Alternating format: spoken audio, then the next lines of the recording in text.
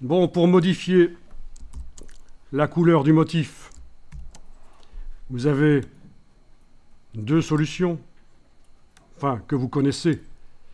Il y en a bien sûr beaucoup plus. Bon, il y en a une que vous n'allez pas faire, mais je vous rappelle là, en vous la montrant rapidement. Quand on travaille sur le calque des pixels,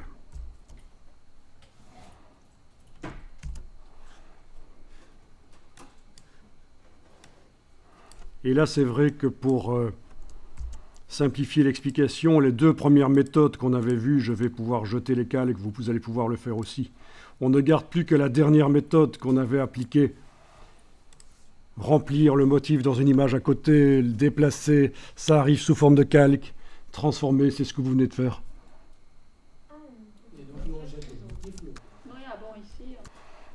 Alors vous pouvez mettre à jour le fichier sur disque dur en faisant fichier enregistré cette fois-ci. On ne change pas le nom, on va juste mettre à jour sur le disque dur, donc ça va alléger le fichier puisque les deux calques finalement n'y sont pas, les deux calques qui ne servaient pas en fait. Bon, juste pour vous rappeler que vous avez la possibilité de modifier les couleurs, vous pouvez regarder ceci, parce qu'il faut qu'on avance, on n'a pas le temps de tout refaire. Si vous allez dans Images, Réglages, Teinte, Saturation, en ayant donc le calque du motif activé, c'est vrai qu'avec le curseur teinte, vous pouvez modifier la teinte. Et peut-être même que ça peut être intéressant de cocher la case colorisée pour oublier complètement les couleurs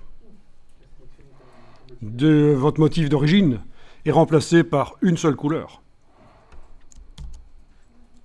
Mais là, j'annule pour vous montrer autre chose. Vous vous rappelez ce qu'on a vu précédemment.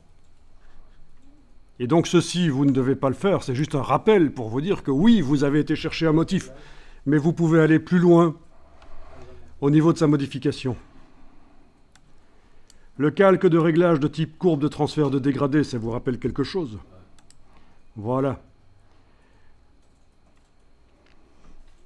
Courbe de transfert de dégradé.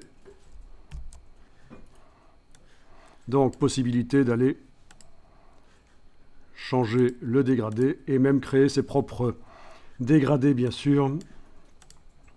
Tout est possible.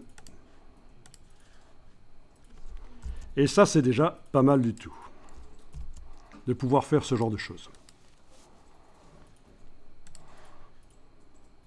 Et je vous rappelle que si on veut faire les choses proprement, il faudra enfoncer la touche Alt et cliquer entre le calque de réglage courbe de transfert de dégradé et le calque qu'il va modifier.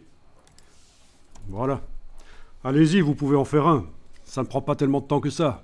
Un calque de réglage de type courbe de transfert de dégradé au-dessus du motif qui est juste écrété avec la touche Alt.